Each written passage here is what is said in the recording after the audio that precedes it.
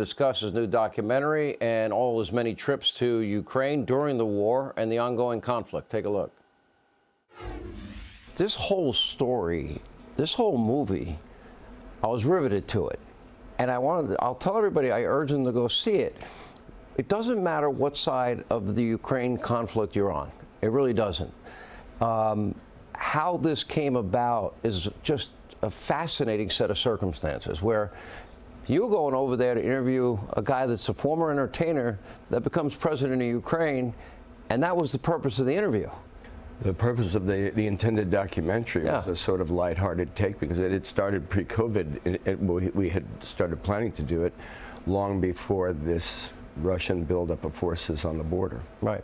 And then it evolves into the timing where you are there as this conflict breaks out, as Putin invades a sovereign country, Ukraine. You are right there. And I guess what I came away with, and I'm not, just to compliment you back, because let's be honest here, if you and I get into politics, we're not going to agree on a whole lot.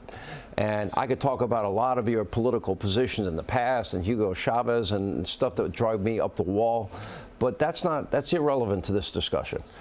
But you were there, and I came away with the sense this is a real deal for you. And you proved it by staying there in a war zone with the president, who's the top target of, let's be honest here, one of the world's, a guy that had no qualms killing innocent men, women, and children, bombing out neighborhoods, bombing out apartment buildings, ruining in any way could the country of Ukraine. Kidnapping 20,000 kids. Right. Re-educating them into hatred. Yeah.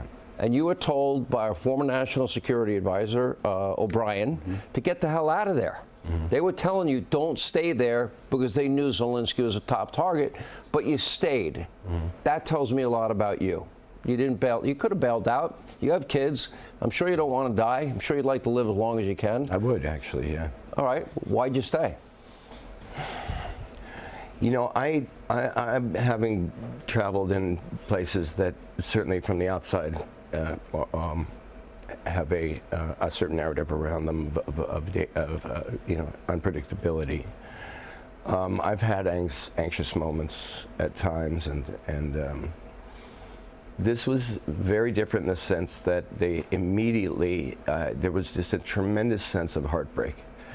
And it didn't feel like it was just for the Ukrainian people and Ukraine. It really felt like that this would happen at this point in human history.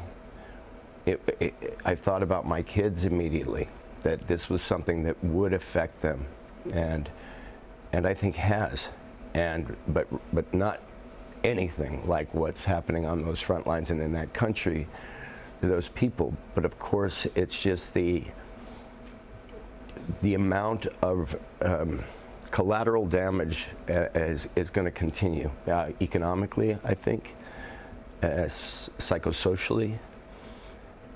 And it's a real tipping point in terms of how this country, a country that I love also, are we going to hold on to the great aspiration, something I'm sure we do share in terms of the origin of this country's ideal, or are we going to let it go? And I think it's extremely fragile right now.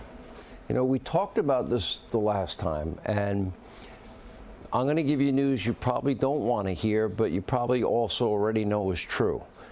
Conservative support in this country for this conflict has dropped precipitously. And we discussed some of the reasons the last time you were here. One is Europe has not stepped up. It's their continent, and they needed to do more from day one. And in comes the United States, flooding Ukraine with money, basically a blank check for a period of time. Culminating recently with $500 million earmarked for green energy in Ukraine. That's the last thing that is important in Ukraine right now, green energy. Their survival is the most important. That so pisses off so many people in this country. We have veterans that are homeless. We have all these people that need help in our country, and we're spending money on green energy in Ukraine, that is asinine. I think you'd probably agree with that. And here's the other part. So Europe's not doing their part. We're paying the bulk of the monies. It's like a proxy war between us and Vladimir Putin, which is what it evolves into. And Joe Biden did something from the beginning that really infuriated me, and that was when he vetoed the 28 MiGs. I brought this up the last time. You weren't sure of it. He did veto it, okay? And I'm like, here we go again. You know, we start wars, we politicize them, then we say never mind, and tough luck to the people that died in those wars and left their legs on the battlefield. And Americans have had it with that. And once I saw that Joe was not in to win, he should have allowed them to have the MiGs. If you're going to support a conflict, Europe has to go all in, and you have to fight a war to win a war. And denying him that weaponry at that moment was critical, and it just infuriated me. Yeah, again, I'll say that I think there were many elements at play. I don't know to say that President Biden wasn't the dominant voice in that. I do know that later he did say that he didn't feel that they needed them at a certain point. Yep. Look, I think that whether it's Republican, Democrat, or anything in between, that, and I'm of course not a political analyst, but as an observer of it, as one more citizen, I would say that I'm very confident that whichever party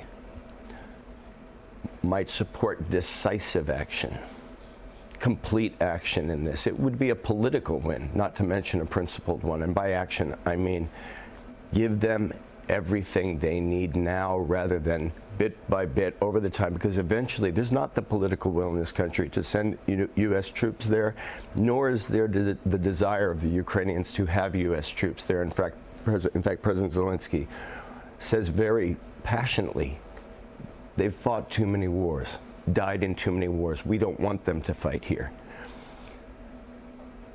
So what we will do, Republican or Democrat, over the long term, is we're going to give them everything it takes short of U.S. troops on the ground there. So we should do it now, because the only difference is death and destruction, more death and destruction, more separation, longer separation of families, more psychological damage, and inevitably more that will come to our shores in terms of deficit. And so I would like to see, you know, I've never voted Republican. I'm unlikely ever to vote Republican. You spend more time with me, I can help you. The Democratic Party, the president, look at this in a very realistic and bold way, and get this thing over.